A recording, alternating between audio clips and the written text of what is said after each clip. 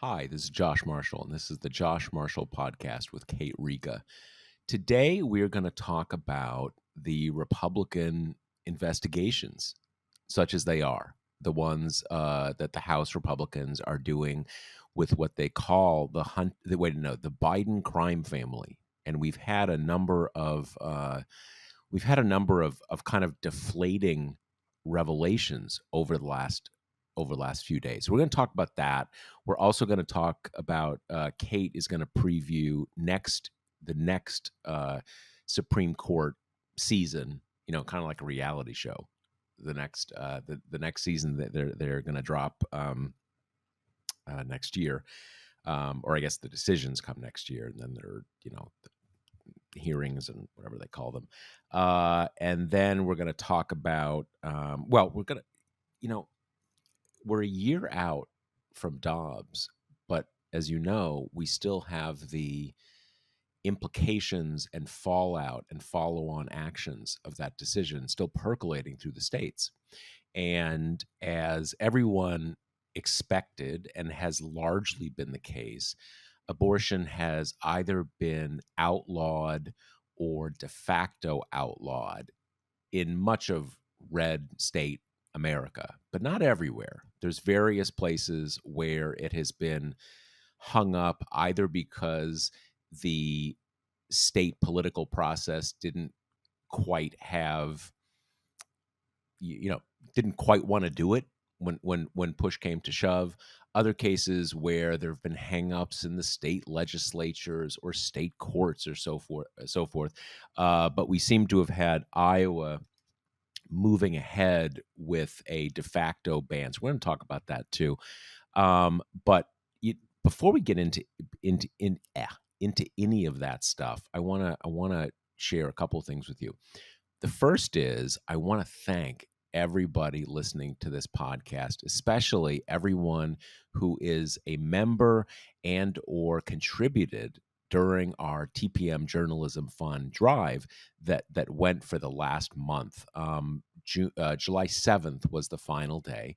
And if you follow us on the website, you'll know that with one day to go, we hit our goal, which was to raise $500,000 for the journalism fund. And just speaking for myself, um, along with my colleagues, all of my colleagues, but especially my colleagues on the publishing side of the operation, we spend so much time planning, kind of working with that number, that it became sort of just a series of numerical digits.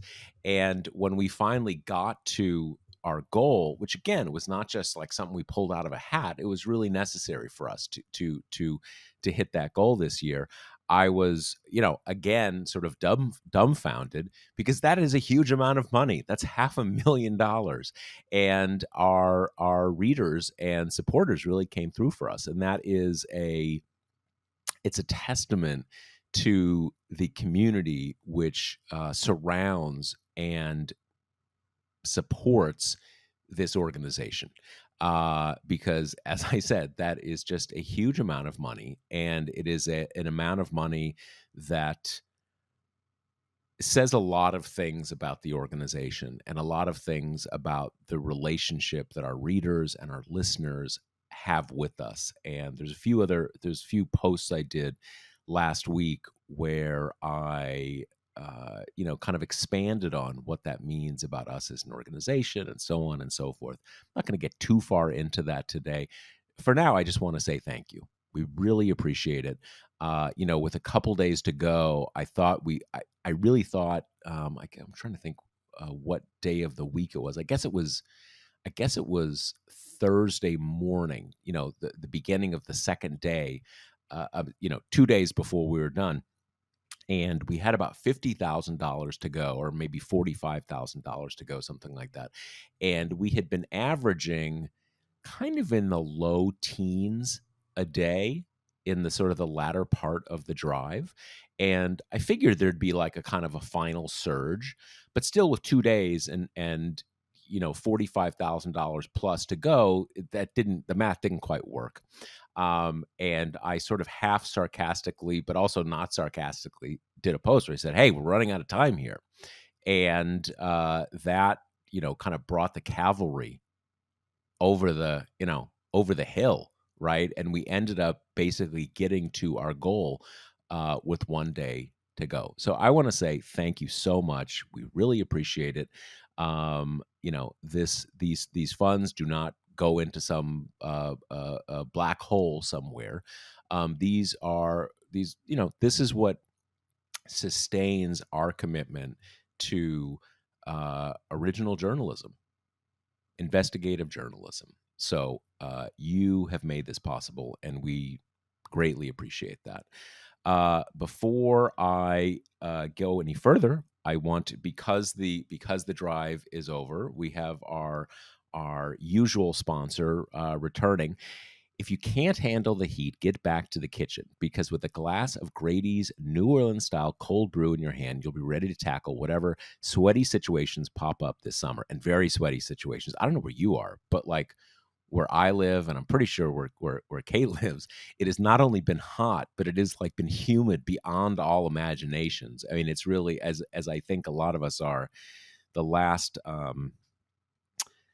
few months has been a reality check for whoever needed it about global warming not just being real in some abstract sense, but not something about, your descendants a few generations from now, but we're in the thick of it. And, there you go. In any case, as Grady said, whatever sweaty situations pop up this summer, and there seem to be a lot of them, if your previous attempts at cold brewing were messy, bitter, or bland, don't worry. Grady's makes cold brew consistent, easy, and mess-free. Their beanbag cold brew kit provides everything you need to make the perfect cup of iced coffee at home. And there's no need to buy any special gadgets. You can brew right inside the Grady's store and pour pouch and enjoy tasty iced coffee all summer long. Summer-proof your fridge today at Grady'sColdBrew.com. Use promo code TPM to save 25% on all orders. Again, that's Grady'sColdBrew.com with promo code TPM. Okay, Kate. First of all, that was pretty cool, wasn't it? We met our goal. Everybody, there was a lot of like virtual high fiving. hmm In TPM land. Yeah, and it was a lot of people kind of wrote in to say what TPM has meant to them, and what role we play in their lives, and it was quite heartening. Yeah, it was, wasn't it? I, hmm I I think we were all reading those, and it's just it's nice to hear, and I'll speak for myself, but it's also nice to hear. It's not just nice to hear kind of positive things, but it's nice to hear when your work is based around kind of doing X and doing X well and doing X in a particular way, to hear back from people saying, "Wow, you do X in this particular way, and that's pretty cool." And hmm it's nice to hear that what you're doing isn't just kind of putting your best foot forward, but you're connecting with a lot of people. So that's Yeah, cool. exactly. Yeah. All right. So let's talk. So what do we make about these investigations? What's come over your transom? Well, I think there are kind of two veins of this that we need to get into, both of which have had revelations, like you say, in the past few days.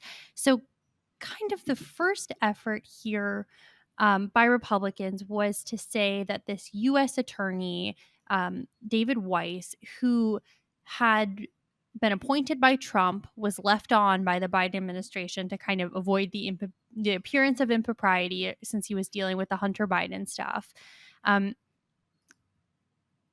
there were whistleblowers that came forward to James Comer, who's kind of like the key Republican in this situation, um, and said that David Weiss had tried to become a special prosecutor and that he was, prevented from doing so. And all the implications being he wasn't allowed to do a real investigation, and that's why he didn't find anything because the corrupt Biden crime family it kept him from actually doing his work. Well, that worked for about 5 seconds until David Weiss came, wrote a letter and was like, well, that's not true. And basically said he was looking into like a quote unquote special attorney status, which had more to do about, kind of the procedural, like where he could work and file and everything than anything else. So then Republicans kind of did like a little half-hearted, well, he's in on the cover up too, attempted little dance thing. And that's kind of where that fizzled. But then meanwhile, we have this other branch, and this is the one that just has like tentacle upon tentacle upon tentacle. But it stems from, I'm sure our listeners will remember this because so many people are making fun of it. But like James Comer was going on TV and saying our Hunter Biden whistleblower has disappeared. The implication being that, he had like Vladimir Putin style been pushed out a window or something, that he'd been disappeared, which at the time was cause for much mockery by people on the left who, the implication was kind of he didn't even bother to find a real human here, he just kind of made it up. It turns out the real story is even more strange than that, which is we just had on Monday of this week, U.S. prosecutors unsealed an indictment charging this director of a think tank with illicit arms trafficking, violating U.S. sanctions, like being a Chinese spy, basically. And we find out that this guy, Gal Luft, this is the disappeared whistleblower because Comer kind of lost touch with him after his arrest because he's been on the lam ever since. And now this guy is kind of taking these charges, which are old. Like, I think they were actually brought in November. He was indicted in right, November, but they were under seal until like Monday or something like that. They've just right. been unsealed.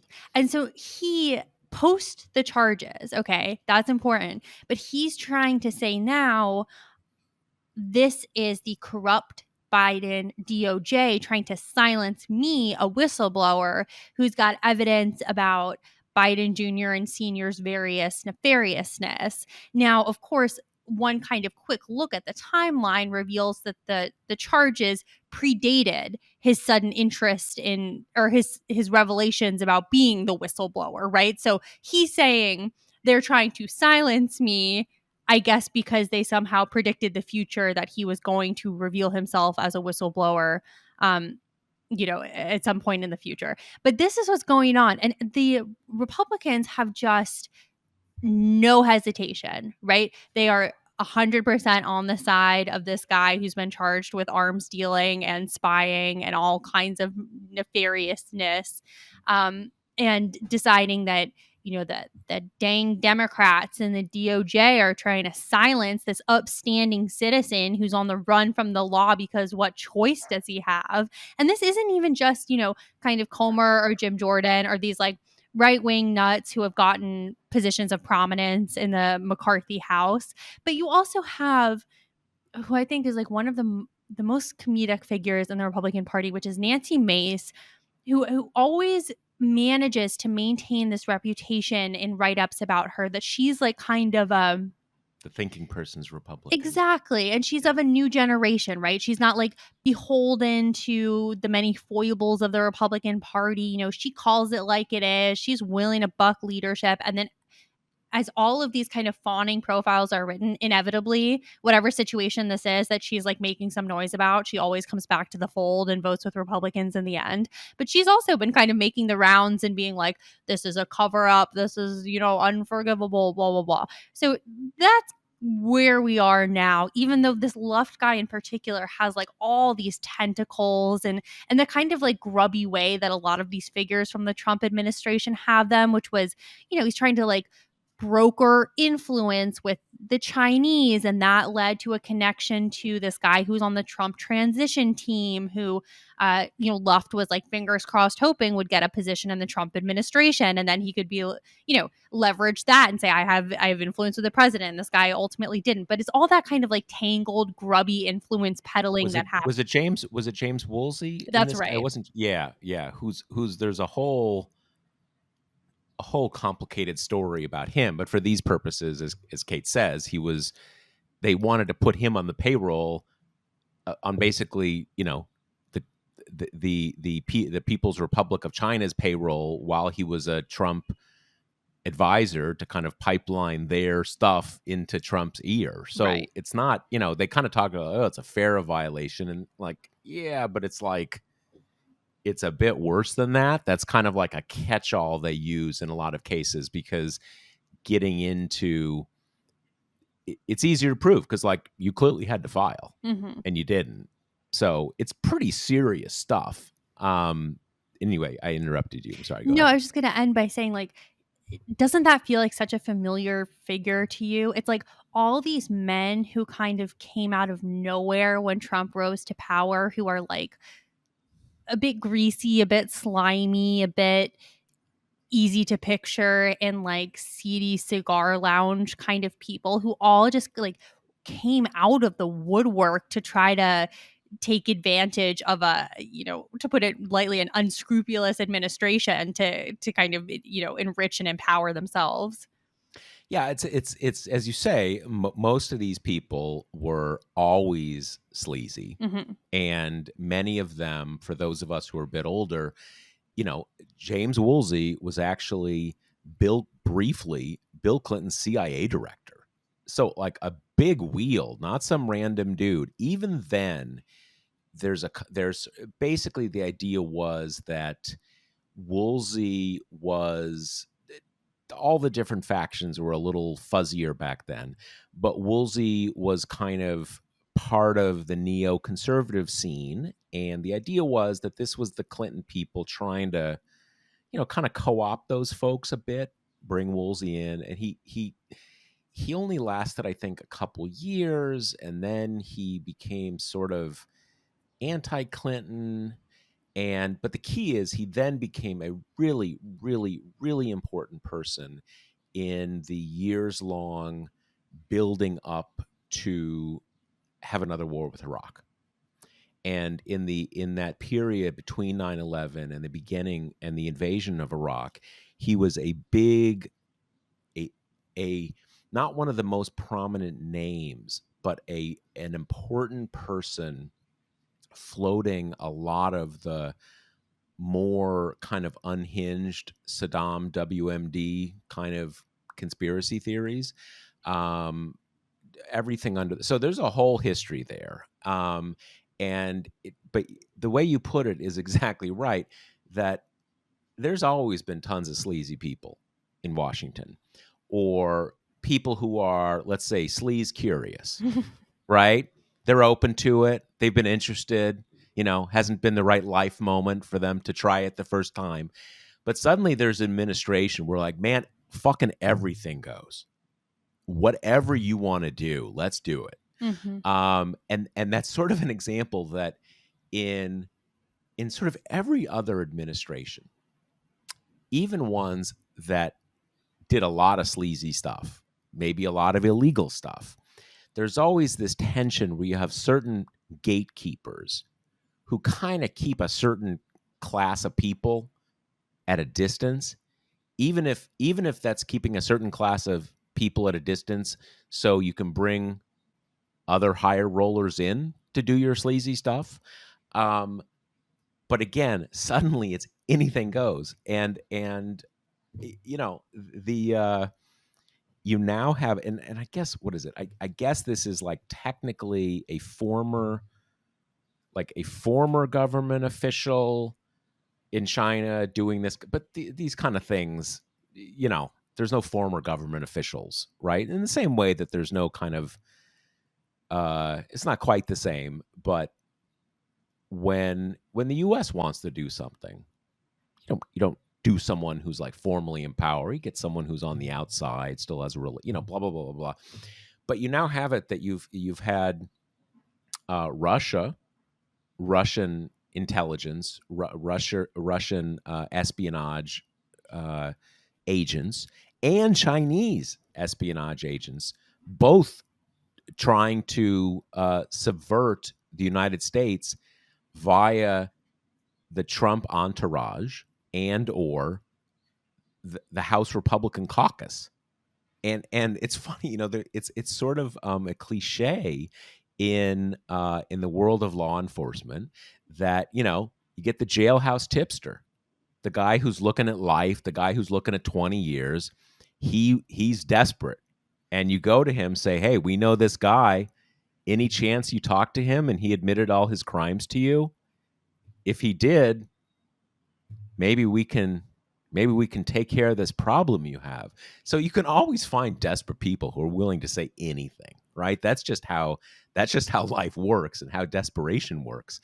And this is not unlike what Rudy Giuliani did when he was like cruising through Georgia and Ukraine, and in this case, since Rudy operates his criminal conspiracies in various venues, I mean, the country of Georgia, not the Peach State, right?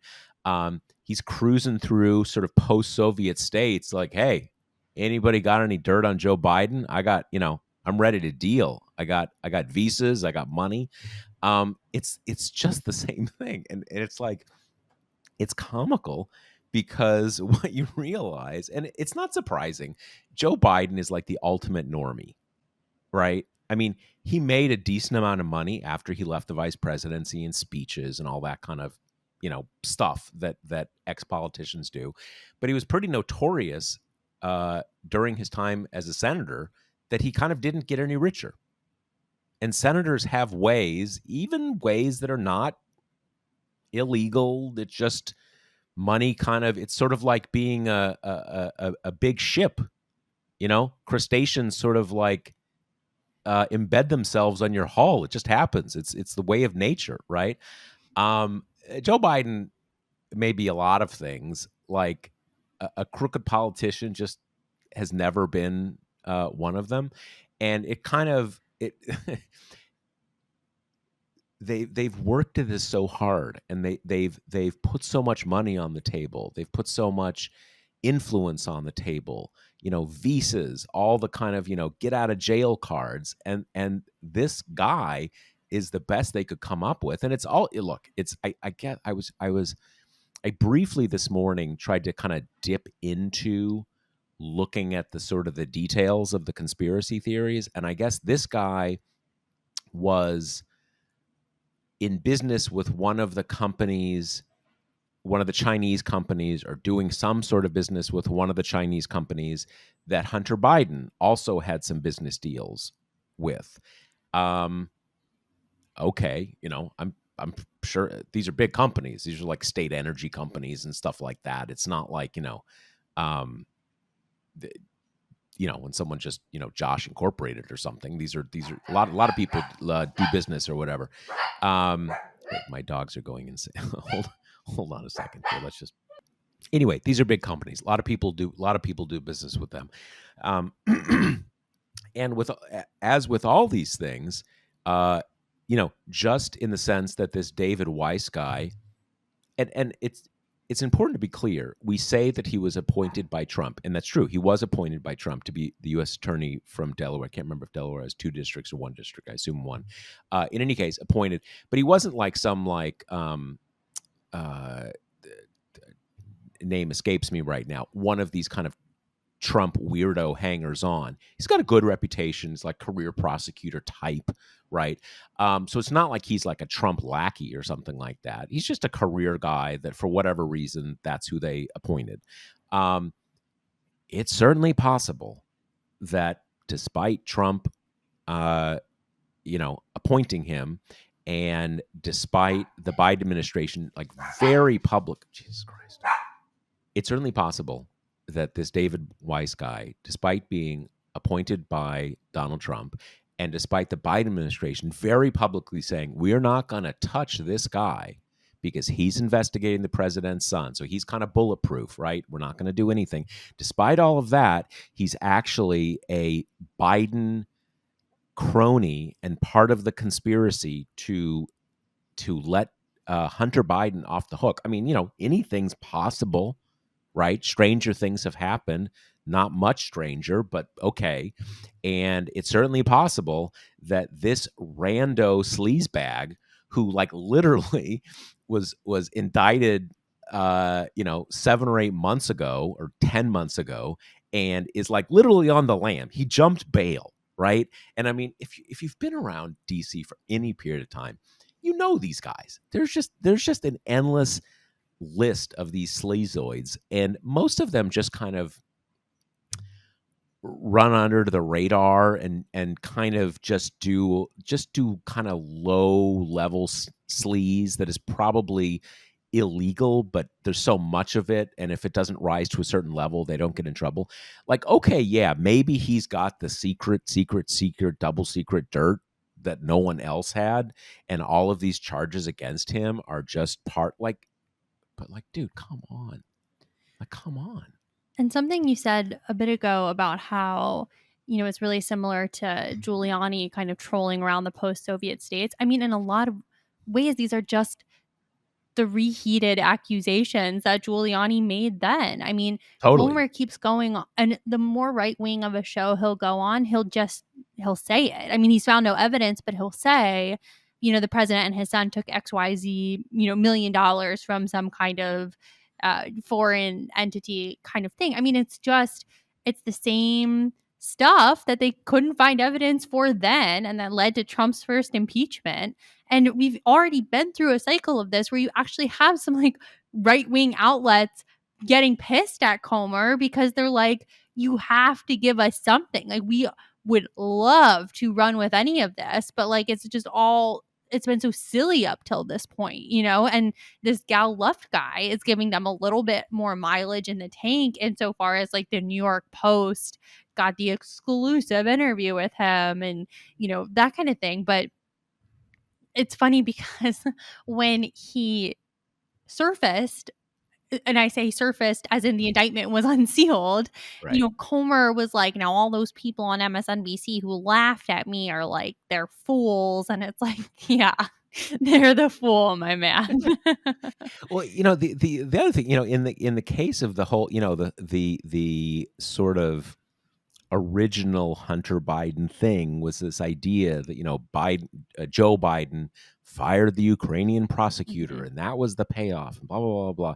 And to your point about put something on the table, I was, because I have no impulse control. I was on Twitter today, and I got kind of pulled into some blue check freak, basically, kind of linking a Daily Caller or something article at me, like, you can't, ha ha ha, you can't deny the facts, the facts in this story. And again, since I have no self control, I kind of went along with it, and I said, kind of like, look, can you tell me what the facts are? Like, can we talk about, because I read the article again, no impulse control.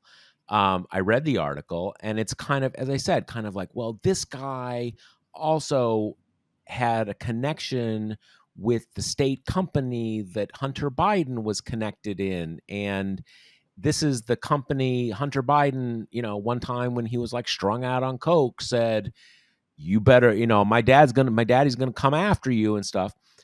And you're like, oh, okay. Can you tell me what we're actually talking about, though? What did Hunter Biden do?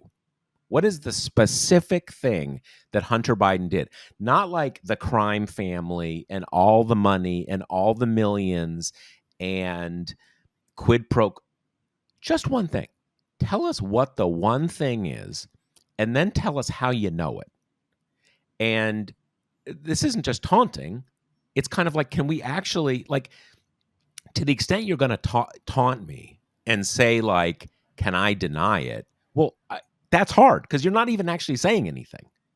And even though, like, needless to say, the standard is not whatever random guy got Josh's attention on Twitter, what James Comer is doing is not really any different.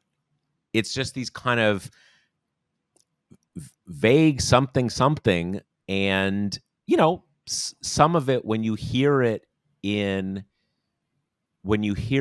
sort of laundered through the right wing Wurlitzer machine, you hear it and you're like, wow, that does sound kind of weird. You get used to over time. You're like, well, these guys are like liars and idiots, so I'm not gonna I'm gonna sort of bracket that until I hear something more specific. But it is kind of bizarre. What are we talking about? And in so many ways, I mean, it just is a conspiracy theory, right? In terms of it's like a closed loop. And when bits of it are disproven, the very thing being disproven is like further proof of the conspiracy theory. So when David Weiss says like, well, no, I never wanted it to be a special Of prosecutor, course, he says that. that's proof Yeah, of the yeah. cover up. There, it can never, there's no point at which it can be toppled. And then you even have the piece of it that's like kind of the marketing of the conspiracy theory is self contradictory. It reminds me of like, you know, the COVID conspiracies, both that it was totally, it's made up by liberals to steal your freedom, and it's a Chinese bioweapon. It's like those two things can't be true at the same time. And here it's like you've got uh sleepy Joe Biden who like trips all the time and is like a meat puppet being steered around by Kamala Harris slash the head of like a multinational crime syndicate that he's running with Hunter Biden, who is either like a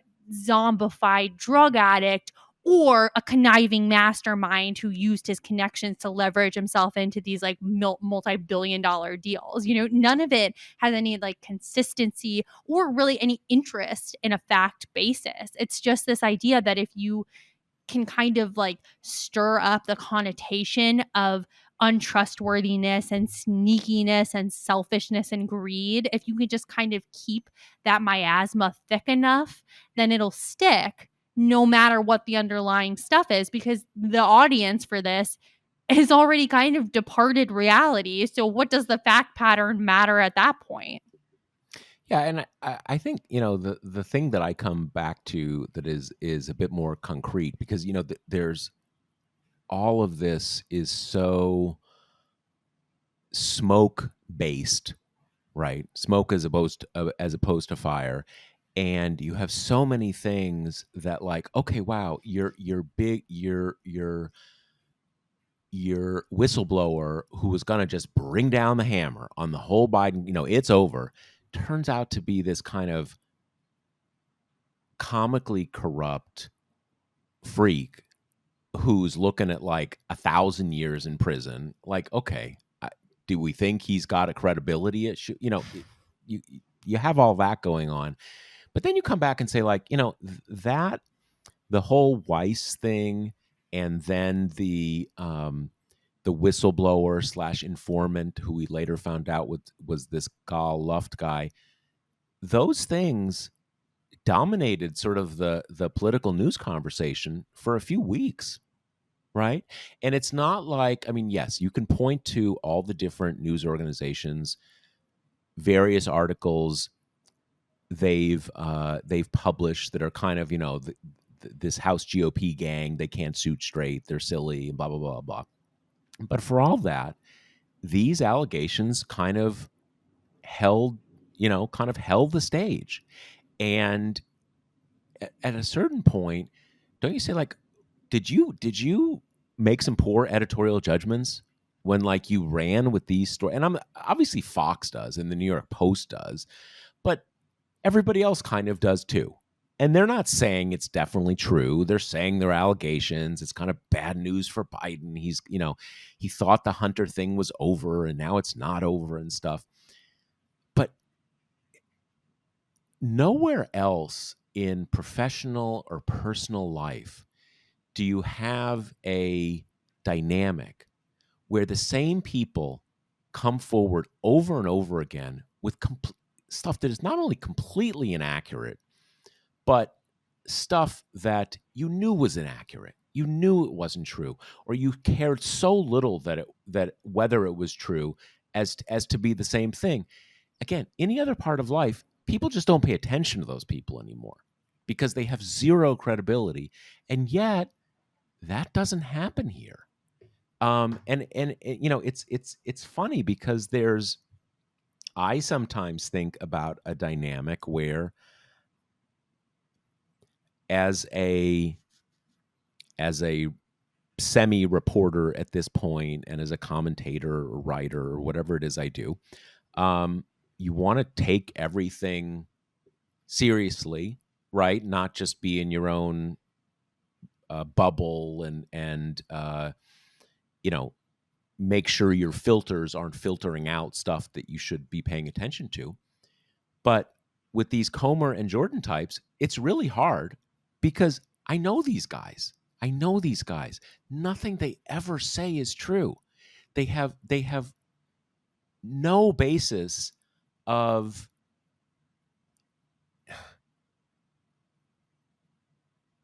they simply don't operate with any kind of scrutiny or framework of before I make an accusation or float an accusation, I want to have some sense that it's probably true. They just don't. So why would you pay attention? You disregard it because it's natural to disregard what notorious liars say. And maybe that slips into some kind of bubbleness, but like again, you should insulate yourself from people who are notorious liars. That's a good life principle. The boys who cry Hunter Biden, right? Pretty Only so much, many pretty times. much. Good go, good. I don't want to say save. Good punch there. All right, Yeah. what do we got next? So, okay, let's do some SCOTUS preview stuff. I wrote like a long, in-depth thing that people can read on the website about this, and we don't have to go through kind of the finer points of each one, but we can go with the top level cases right now that the Supreme Court is going to take up next term. And I think the biggest one, both in terms of preemptive publicity, but also concrete harms that could arise, is this Second Amendment case. And this stems from, our listeners will remember, about a year ago, the court handed down the decision in Bruin, which was the Clarence Thomas decision that said essentially any modern gun control law that doesn't have a historical analog is unconstitutional, which at the time, I thought Stephen Breyer wrote a really good dissent saying basically, how many times are we going to do this where the conservative majority just kind of like cherry picks random historical anecdotes that fit their worldview? Not to mention, so our new standard is asking kind of like, everyday Joe and Jill judges to have a comprehensive knowledge of firearm case law in England and America at the founding. Not to mention, on top of all of that, we have weapons now they could not have dreamed of in those days. But so that was the framework. And already this has caused like a ton of confusion at the lower courts because it's so vague and sweeping. And if you need like how analogy is analog, right? When we're talking about weapons that didn't exist then. And so this new case, the reason it's gotten so much publicity is because the details are just so salacious. It's this guy, Zaki Rahimini. So he's a drug dealer in Texas, and just like these are court documents, these are pre-sentencing reports, and it reads like something ripped from the tabloids because this guy assaulted his ex-girlfriend with whom he shares a child and then threatened her saying, if you tell anyone about this, I'll shoot you. She got a protective order which said, among other things, that he's not allowed to have a gun. In the next 2 months, he was involved in 5 incidents, including he got in a car accident. He shot at the other driver. He drove away. He came back in another car to keep shooting at that driver. He shot at a police vehicle. His friend's credit card was rejected at a Whataburger, and he shot into the air. He just shot his gun into the air. He sold someone drugs. He didn't like what the person wrote online. He shot into the person's house. Like, this guy is just the worst possible face for the conservative effort to, eliminate all gun restrictions here. But basically what happened is, for all of this, he got sentenced to jail. And from jail, he appealed his sentence, saying that, it runs afoul of the Second Amendment. Initially, the Fifth Circuit said, yeah, no, rejecting appeal. Then the Supreme Court hands down Bruin, and the Fifth Circuit reverses and says, you know what? There was no historical analog for people who are under domestic abuse protective orders to not have guns. So that's unconstitutional. Now, let me ask you this. Mhm. So he has a physical altercation. He beats the girlfriend and mother of his child. then she and threatens her with firearm Hmm. violence. She gets a protective order that bars him from having a gun. Yep. It's after that that he does all these like shooting in the Yep. air and shooting and blah blah blah blah. Okay, so is the issue here that part of what he was when he was sentenced for all those kind of being an out of control freak, that part of the violation was that he was under a protective order not to have a gun, and he Right. did have a gun and he did these things. So the sentence is contingent on the protective order that barred him from having Right. firearms. That's the sort of the chain of Exactly. events. Okay, got it. Got it. Got it. Yeah. Okay. So that's the question presented to the court now. Do these, people who are under domestic violence orders, people who've already demonstrated enough violence or threat of violence towards their partner to get this order, which, as we know, violence against women is pretty rarely taken seriously in this country. So you already have to have like a good body of evidence to get one of these guys.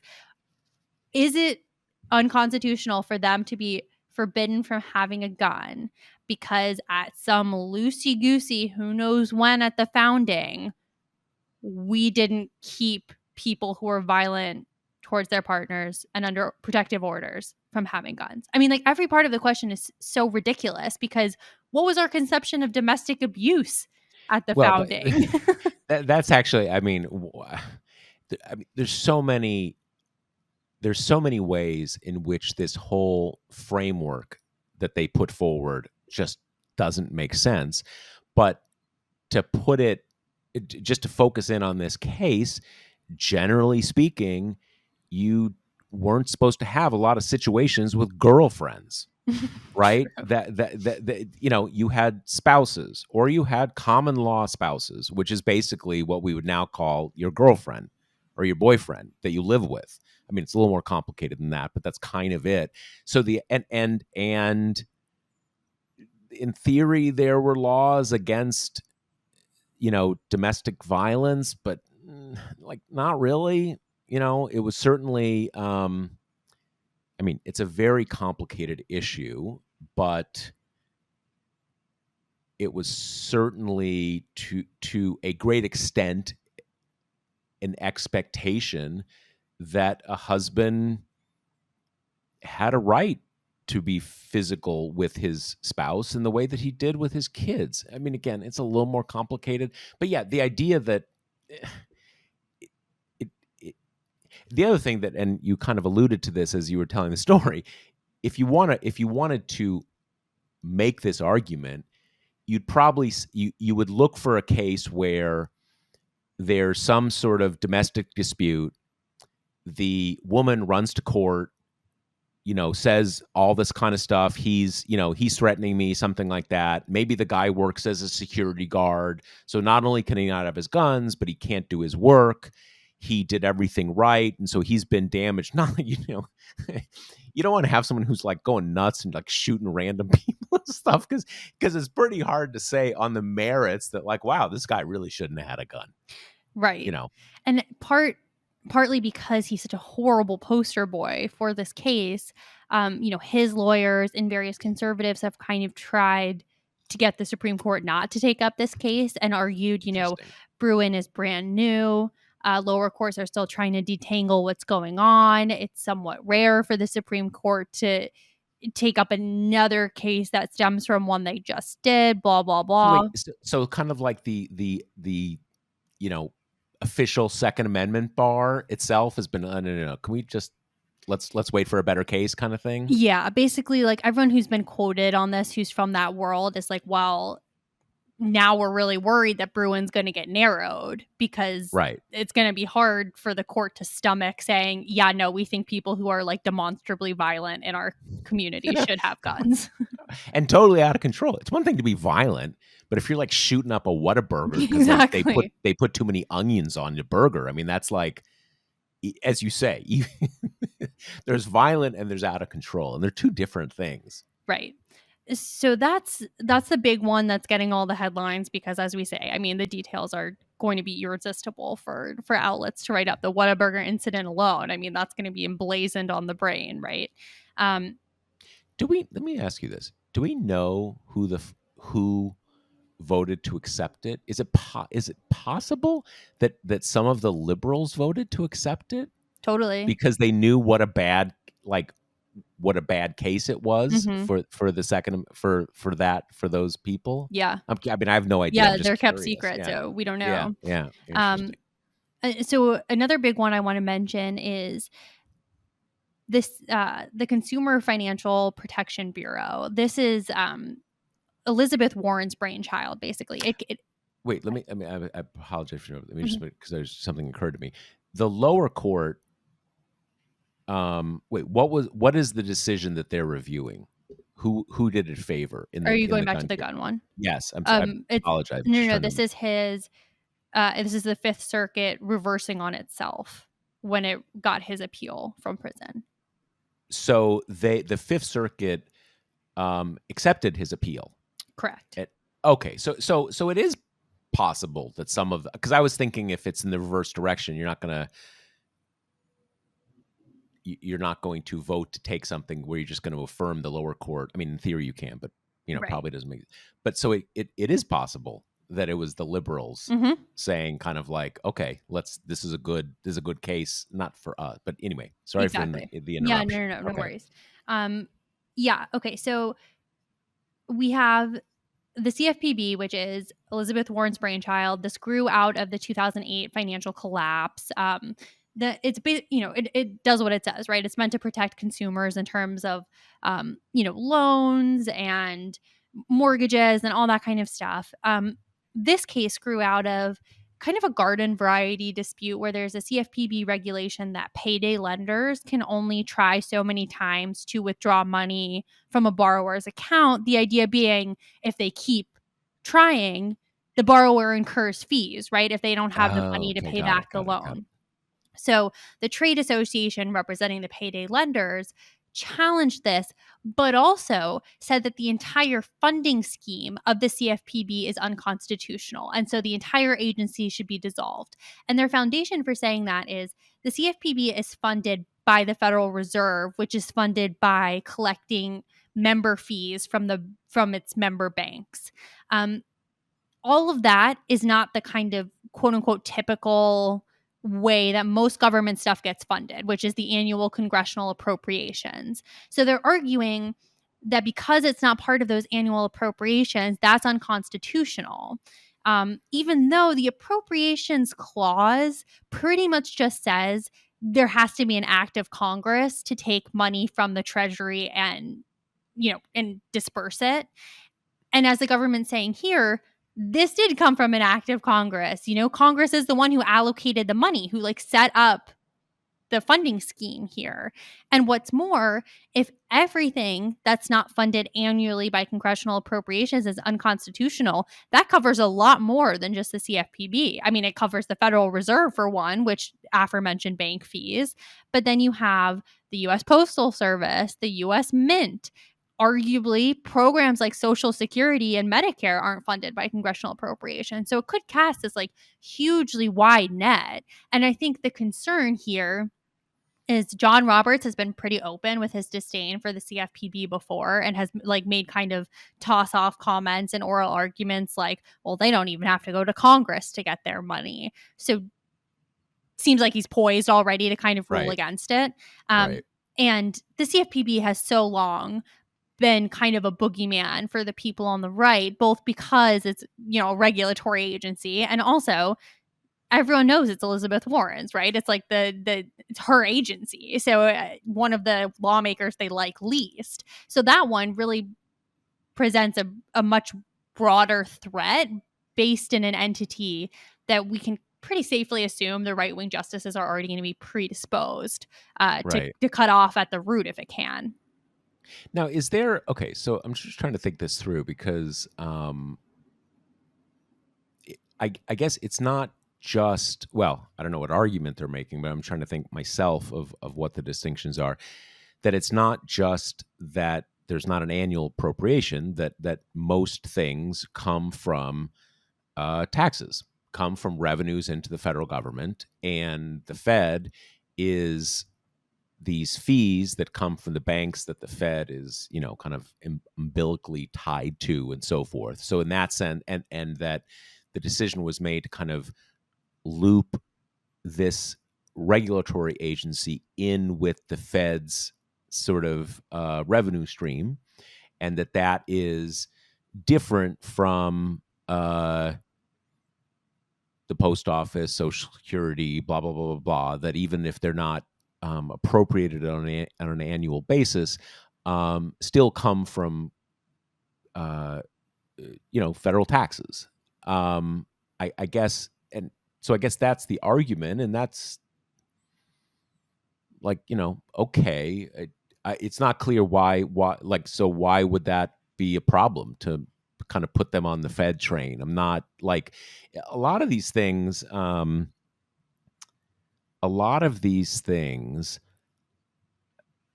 sound like, in the abstract, like, okay, yeah, it's this is a good regulatory agency, but why shouldn't it, its funding come from taxes like kind of everything else? But Congress makes these decisions. They created the Fed and they created this, and it is kind of a little odd that it gets its money from the Fed, but why couldn't Congress decide that? It's not really clear why that's any kind of separation of powers thing. Right. Yeah. That's kind of the bigger thing to me, which is what we've seen coming from the court more and more, which is a real shift of power away from Congress and to the court, which is saying, whether it be through major questions or non-delegation or what have you, this thing that Congress did, that's not good enough for us for whatever reason. And so we're going to kind of impose our own policy preference here, which is just such a massive activist overreach. And we're seeing it over and over and over and over. And it's just, not preferring the way Congress did something did not used to be grounds for the court to say, so we're going to do it our way instead. Right. Yeah. There certainly are there certainly are separation of powers things that, it is sort of an established practice that the court has a say on. And it's hard not to think in a lot of these cases, at some level, they don't like the agency itself. They just want to get rid of it. They Right. don't think they don't like it, and they're going to do what they want. But even if you take their argument kind of on its face, they just don't like the way Congress did it. Doesn't feel right. But again, I guess the argument from the legislative point of view, I mean, is there a legislative history that it was done this way to kind of insulate it from future meddling? Mm-hmm. From that is kind of established. Yeah. That's why it was done. Yeah, that's some argument. Some argument in the favor of the plaintiffs to the extent that was done. But that's why the Fed was done that way. And I guess the argument from the people who did the legislation would be that this is kind of in the Fed's wheelhouse. It's not the Fed, but this kind of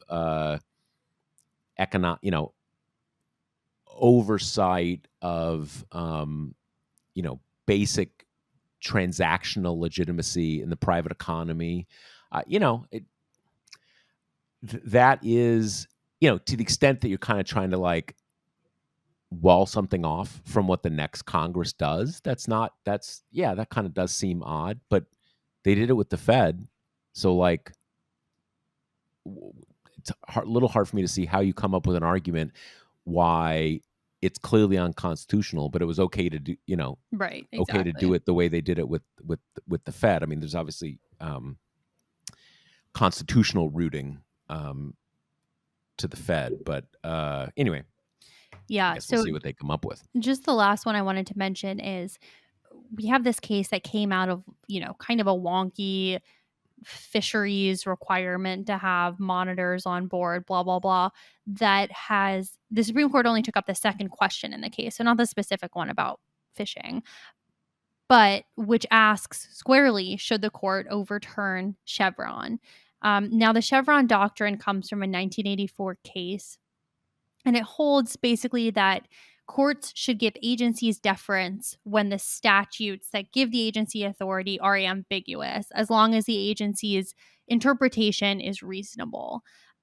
Now, this kind of underpins so much what we've talked about, that this is how you preserve the balance of power when inevitably disputes come up about what these laws meant, that the court is not just kind of overstepping and overlaying its policy preferences on anything the agency is doing. The idea being the agency is staffed by experts, right?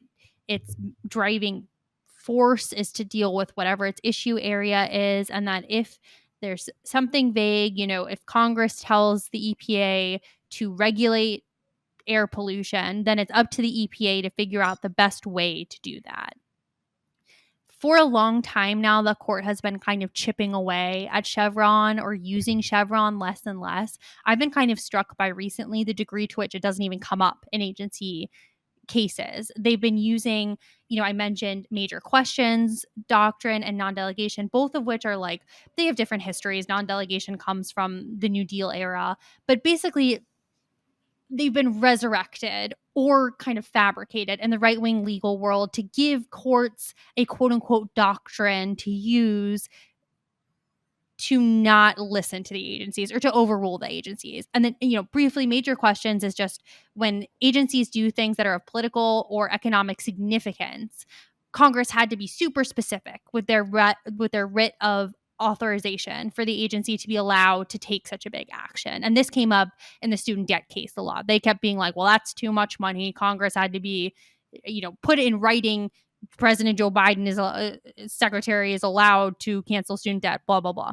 Non-delegation can be read even kind of more maximalist, but that says that Congress can't outsource its legislating responsibilities to any other entities, which, if you kind of read it to its greatest extent, would mean that every agency action would have to be backed by a specific statute from Congress, which would obviously, agencies would cease to exist if that's what happened, because our Congress is incapable of legislating that much or on a great enough scale. And, kind of in the gritty, detail-oriented ways that agencies need to operate, whether that be telling people what, parts per million of pollution is acceptable, or, you have to follow X, Y, and Z kind of OSHA guidelines on this specific work site, whatever.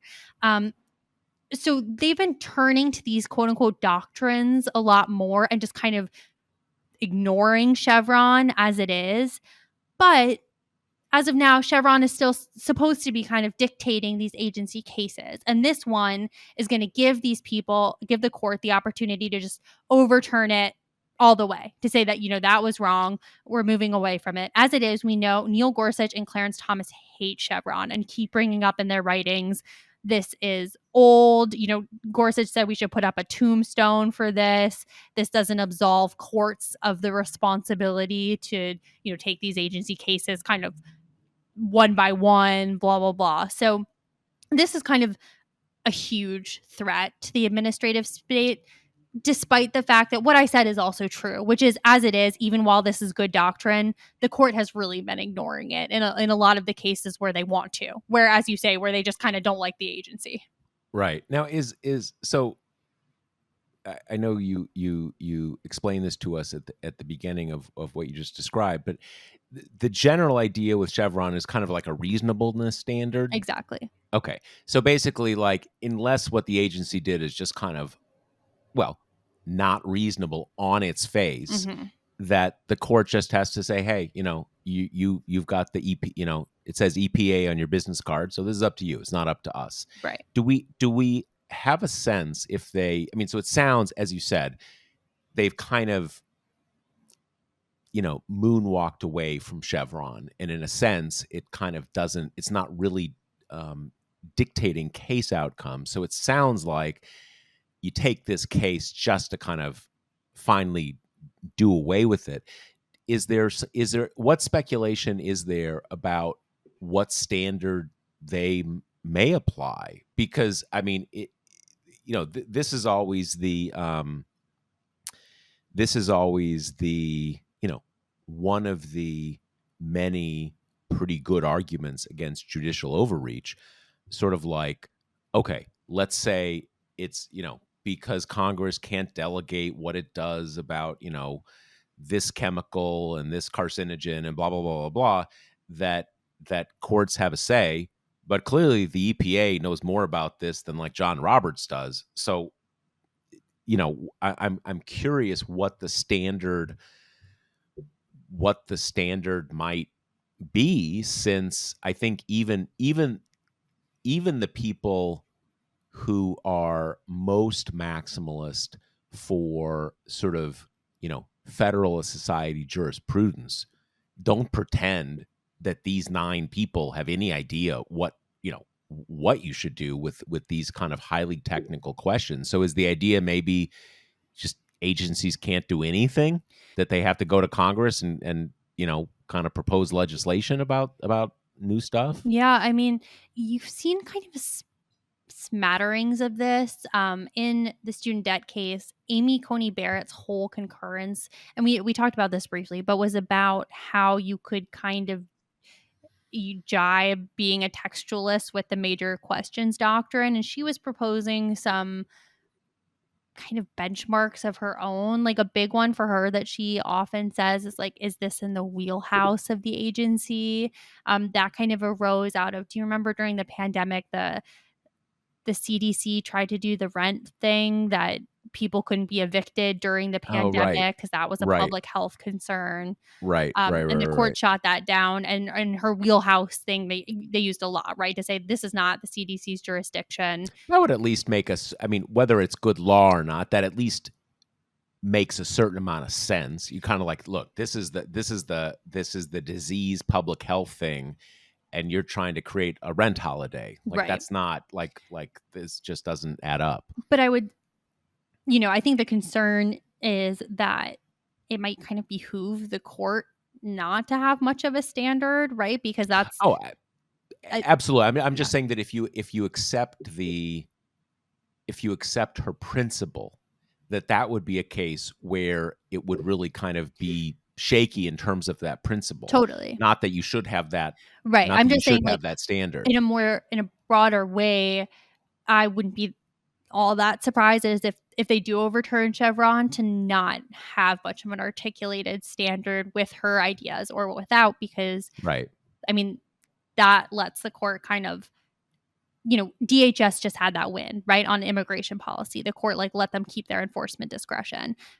And all the agencies we keep seeing lose are the ones that right wingers don't like, the Yeah. regulatory Yeah. agencies. So, it might ultimately behoove them to like with the gun thing, just like keep it broad, right? So they can kind of pick Right. and choose. But and some people think that they won't overturn Chevron. And like I said, they don't necessarily need to stop using it, even though I guess the argument would be it is still like lower courts are much more faithfully applying it still.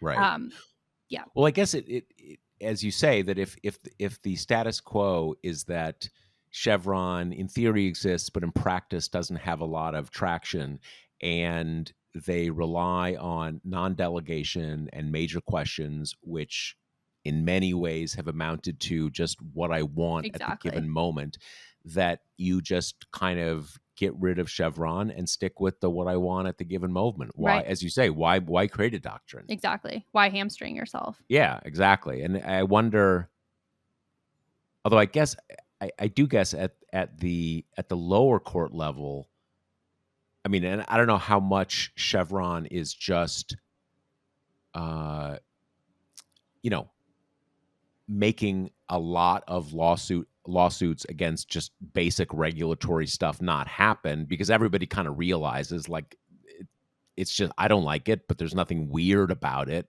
and if there's no Chevron, you say, like, why not sue? Right. um yeah, who Yeah. knows? Um, so those are the ones I wanted to highlight. I go into a couple more in the piece, which our listeners should read if they're interested. But I think we're getting a little lengthy here, so we're going to end with this new abortion ban out of Iowa that was passed. We're recording this Wednesday, July 12th. It was passed on Tuesday in a super special session. It was passed in like 15 hours because the Iowa legislature was disbanding, and the governor, Kim Reynolds, said, I'm going to call you back for a special session on Tuesday specifically to pass abortion restrictions because the Iowa Supreme Court had deadlocked on the old 6-week ban, which meant it's permanently blocked. And as of now, Iowa is still one of these, there are still a smattering of them that are these states that are really red, that have, Republican governors, Republican legislatures, Republican Supreme Courts, but still have pretty permissive abortion rights regimes, like you alluded to at the beginning of the show, either because sometimes you have kind of just a handful of old school Republicans who are not comfortable with it. Sometimes because you have a court that hasn't really been like redone by a modern Republican governor yet. And for whatever reason, so Iowa is one of those where it's up to 22 weeks gestation still, which is about as permissive as an abortion regime as we have in any state in the United States. So she called them back. Republicans have a super majority in the state Senate, a majority in the state House. All Democrats opposed, didn't matter. The protests got so heated that state troopers were like breaking up kind of fights between anti-abortion protesters and abortion rights protesters. And then by about 11 p.m. last night, they'd passed a 6-week gestational ban, very similar to this old one that the court blocked.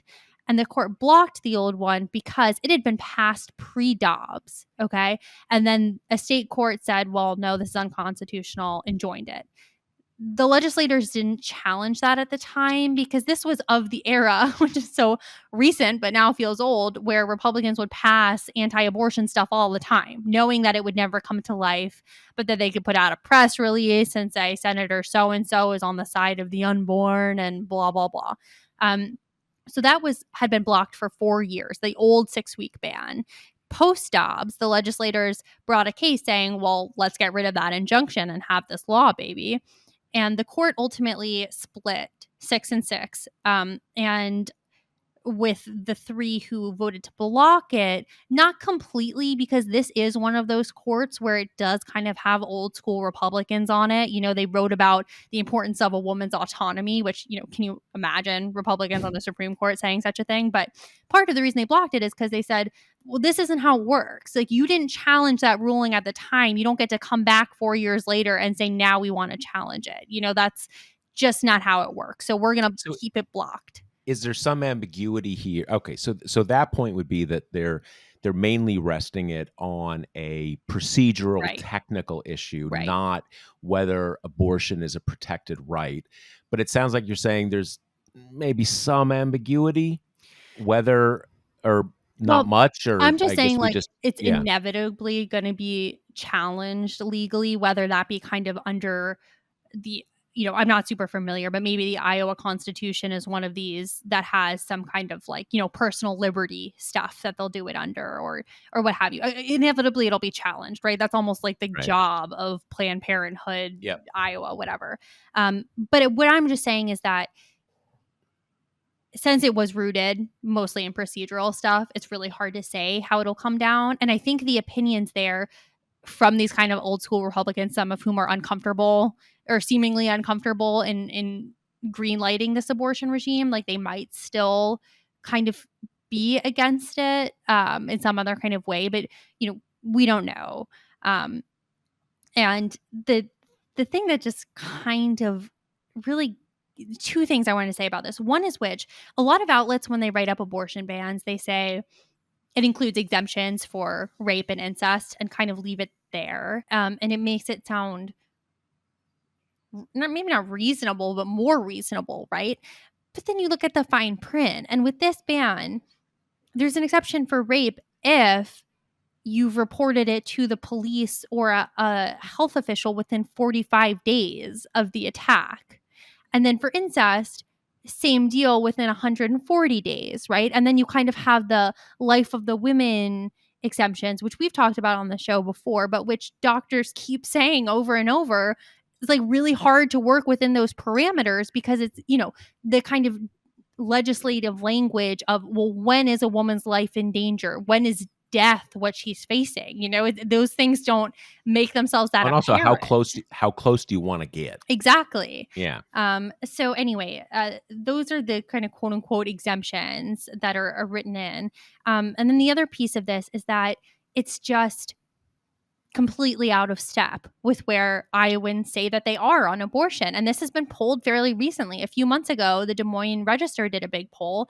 61% of respondents said that they wanted abortion to be legal in all or most cases versus the 35% who said they wanted it illegal in most or all cases. And this ban so clearly fits into that second category because most women don't know they're pregnant yet by 6 weeks. So that is going to be most cases. I would here two thoughts I have. Mhm. One is, for people just to remember that even though certainly in presidential terms and I guess Senate terms, Iowa's a pretty red state at this point, but only like a decade ago, it was a swing state. It Mhm. was a swing state. I mean, and actually kind of like a blue state, not even like swing blue kind of whatever. So it it's not surprising that I mean, even in a lot of very red states, you have things approaching, 65-35. But anyway, that is one point. And I guess my other question is, once you're kind of going for broke, why even 6 weeks? I mean, obviously 6 weeks, I think all of us who are adults, even if we're not women, kind of know how the calendar works, and 6 weeks that's a tough proposition. But why not just say no? Like the absolute ban, first day, day after, hours after conception is not okay. Why 6 weeks? I Is mean, that just kind of make it seem a little more reasonable? yeah, first of all, I would just say I have been staggered by the amount that people don't understand kind of the simple math of pregnancy, given how many women have children in this country. But I've gotten emails before, um, like thanking me for I wrote this one piece about how Lindsey Graham introduced his federal 15-week ban like ages ago and did an event on it, and he kept calling it a late term abortion ban.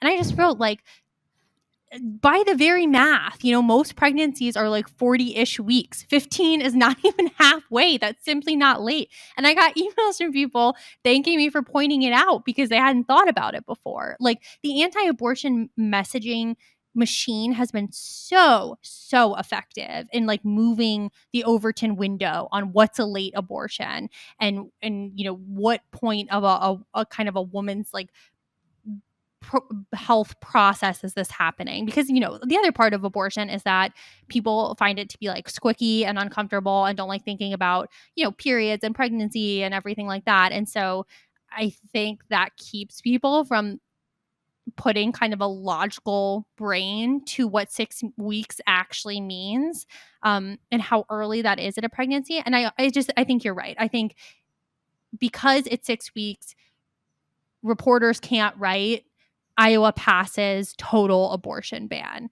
You have to write Iowa passes 6-week ban, or maybe some reporters will be kind of hijacked into using the fetal heartbeat language or near total, whatever. Either way, it makes it sound reasonable. It's the same thing with the rape and incest exceptions, even if they're exceptions just in name only. It makes you sound a little bit less draconian and kind of, I don't know why, but 6 weeks is where all these red states have They've coalesced kind of behind. come That's to. as extreme as we can get. Right. And I guess it's a sort of a separate issue, but at a certain level of restriction, you're just basically the abortion service infrastructure will break down. Exactly. Like you're not going to have like clinics providing the service when like you basically can't provide it. Right. So even if in theory, and I mean, just for the, just for the, I guess, just for the men who never gave this a lot of thought when they are or were single or something, 6 weeks is basically, woman misses a period, gives it a week to sort of wait, takes a test, see she's pregnant, and like you've got to do it then. Yeah. Like God like within a forbid few you live days. in a state that's got no providers or one provider who's got Yeah. months of wait lists, you know? Yeah, I mean, it's like the theoretical, theoretical. Whereas 15 weeks is just, it brings in scenarios which are not, you know, pregnancy test right after a missed period, and you're like, okay, I'm gonna go have an abortion. Yeah, a couple months, but late term, Right. I've wondered before if the kind of psychology behind 6 weeks is hoping that people interpret that as you find out you're pregnant immediately and then you have 6 weeks to get your act together and get an abortion, which is obviously, as you just said, that's just simply not how it yeah. I mean, works. But depending on where you are in the cycle, right. But theoretically, I but wondered yes, before if but that's what like yeah, the kind of softball attempt is to say, to frame it that way. I think I think that makes sense. I think at a basic level, you're on the mark that it just, you want to avoid saying ban, Mhm. even if the permitted period is sort of makes no sense. It's just, it takes the sting away at some level, not the reality of the sting, but the Right. sort of the optics of the sting. um but yeah, I mean, I don't know, maybe this is just, I don't know what world people are living in, men or women, where you don't get the basic math of how it works. You don't know the the day after, right? I Right. mean, just obvious stuff. And, So as soon as you kind of break it down in any kind of, um, inter, what's the term that you use for feminism when they're like your race and wealth come into it as well? intersectional. Yeah. When you break it down in any intersectional way, it's like the people who usually don't know they're pregnant the longest are really young people, or people who just like don't know a lot about pregnancy and haven't been taught a lot about it. So it's the way abortion restrictions have always gone. They'll always hurt the people who are poorest and youngest and cut off from resources the most. But in terms of a 6-week ban, that's everyone. You're just not going to get to have an abortion in Iowa anymore. Yeah, no, you're talking about even like the most wired, affluent, educated, connected to the resources of power person has to kind of nail each deadline right on the mark Yeah. I mean, to even theoretically get it. and like you say, the knock-on effect is why would abortion providers kind of keep their doors open Yeah. when even the pool of people they can serve is going to be like tiny, and then they're going to have to kind of walk this line of, do we take a chance? Like, what if this woman is 7 weeks in and then we deal with, the repercussions of that? I mean, for a lot of people, this is why we are seeing OBGYNs kind of fleeing red states because, I Yeah. mean, you don't want to have like criminal Yeah, consequences. each I don't know exactly what I don't know exactly what medical science can do. Woman comes in, she's not menstruating, she has positive pregnancy test.